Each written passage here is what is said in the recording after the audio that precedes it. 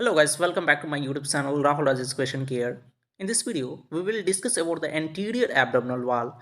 If you are new at my YouTube channel, then please subscribe, like and share my YouTube channel so that you will get a latest notification about the video uploaded by me on my YouTube channel. Let's start this video without escaping the time. Firstly, we will discuss about the skin of anterior abdominal wall. As you can see in the figure that the skin of anterior abdominal wall is capable of undergoing enormous stretching as seen in the pregnancy with the accumulation of fat, that is also known as obesity, or with the accumulation of fluid, that is also known as ascites, and the growth of large intra-abdominal tumor. And due to the anti-stretching may result in the formation of what is stick in the skin of lower part of anterior abdominal wall, and these are known as linear albigans. Now we will discuss about the umbilicus. The umbilicus is normal scar in anterior abdominal wall formed by the remnant of the root of umbilical cord, as you can see in the figure, and the position of the umbilicus is variable. In the healthy adult man, it is lies in anterior middle line at the level of disc between the third and fourth lumbar vertebra, but in a case of infant and the person with a pandulous abdomen, it lies in the lower part of anterior abdominal wall. Now we will discuss about the anatomical importance of umbilicus.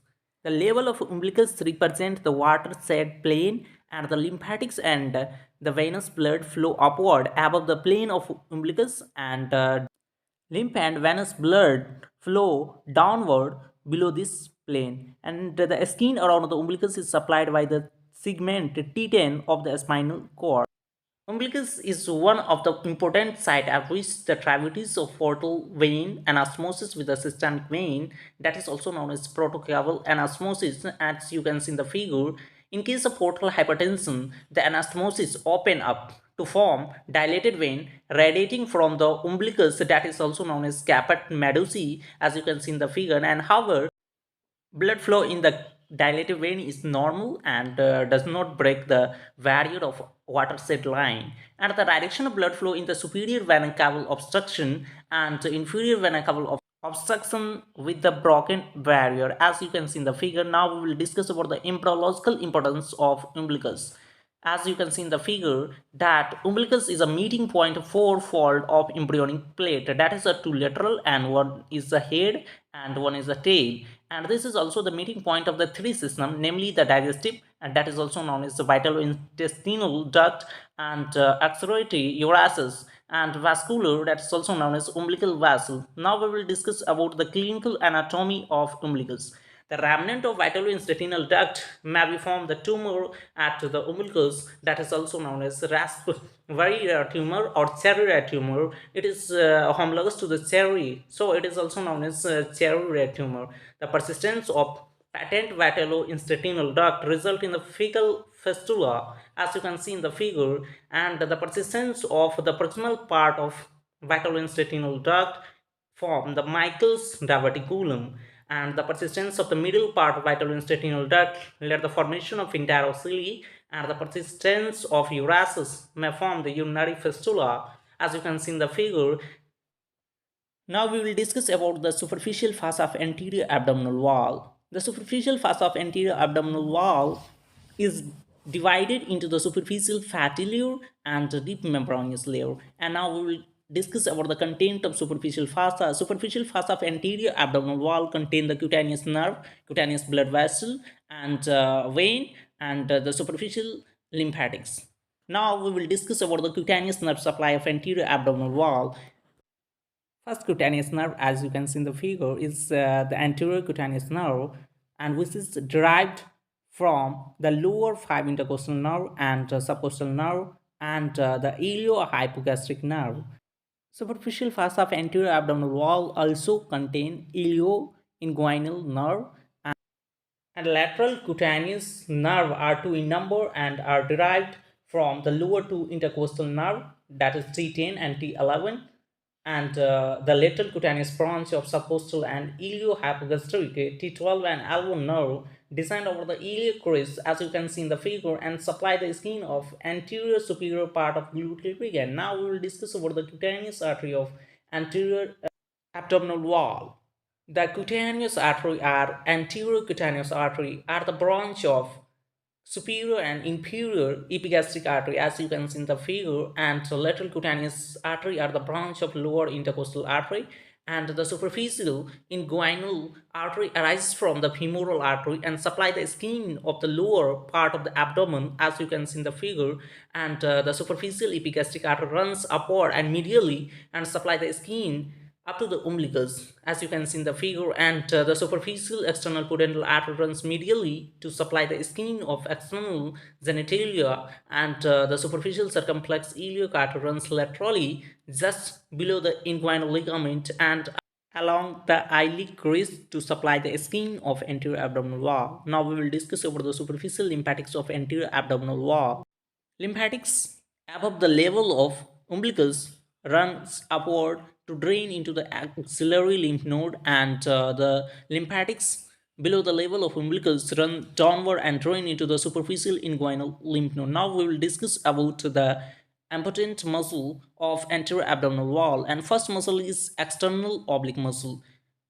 Firstly, we will discuss about the origin of external oblique muscle. As you can see in the figure, the external oblique muscle arises by the eight flash sleeve from the outer surface of middle of the shaft of lower eight rib, and most of the fiber of the muscle end in broad aponeurosis through which they are inserted from above downward into the xiphoid process, linea alba, pubic symphysis, pubic crest, pectineal line of the pubics, and the lower fiber of the muscle are inserted directly into the anterior two-third of the outer leaf of iliac crest as you can see in the figure. And now we will discuss about the nerve supply of external oblique muscle. The external oblique muscle supplied by lower sixth thoracic nerve. Now we will discuss about the internal oblique muscle.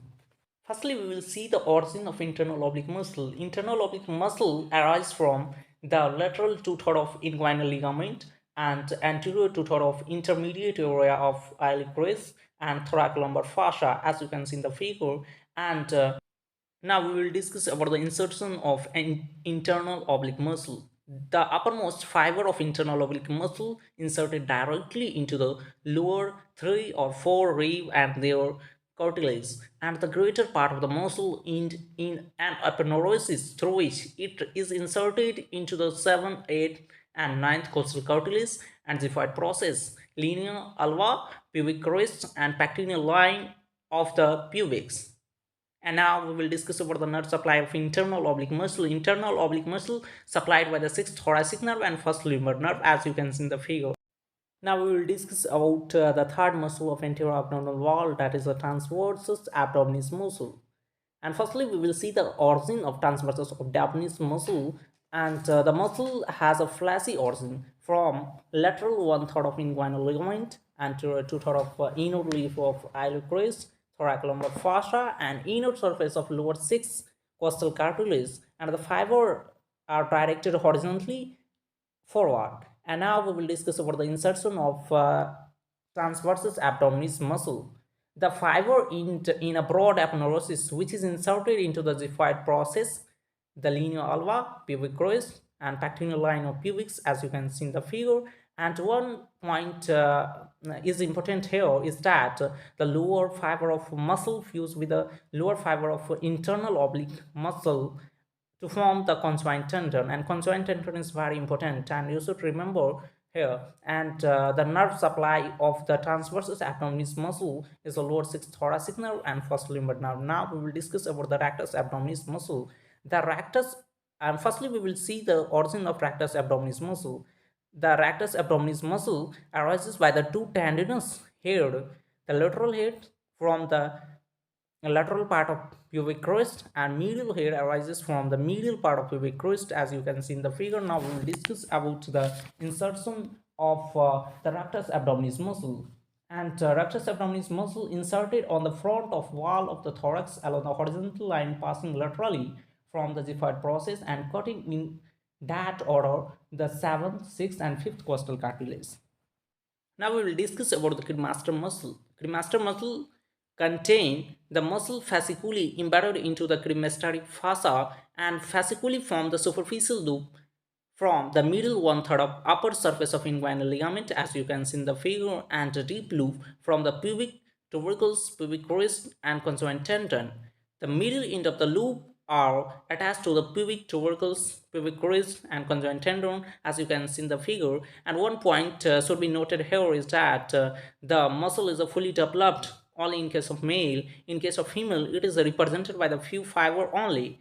And along with the intervening connective tissue, the cremaster muscle loop to form a sac-like cremastery fossa around the spermatic cord and testes, and it lies deep to the lateral spermatic fossa, as you can see in the figure. And now we will discuss about the nerve supply of cremasteric muscle. As you can see in the figure, that cremasteric muscle is supplied by the genital branch of genitofemoral nerve. Now we will discuss about the action of cremasteric muscle. The cremasteric muscle help to suspend the testis and can elevate it. The muscle also tend to close the superficial inguinal ring when the intra-abdominal pressure is raised. Now we will discuss about the smallest muscle of anterior-abdominal wall, that is pyramidalis muscle. Pyramidalis muscle is a small triangular muscle and it is rudimentary in human being. And now we will see about the origin of pyramidalis muscle. And pyramidalis muscle arises from the anterior surface of pori of pubic, as you can see in the figure, and the fiber of pyramidalis muscle pass upward and medially and get inserted into the linea alba, as you can see in the figure. Now we will discuss about the nerve supply of pyramidalis muscle. The muscle is supplied by the subcostal nerve, and it is also called the tensor of linea alba. This is all about the anterior abdominal wall. Thank you for watching my video at last.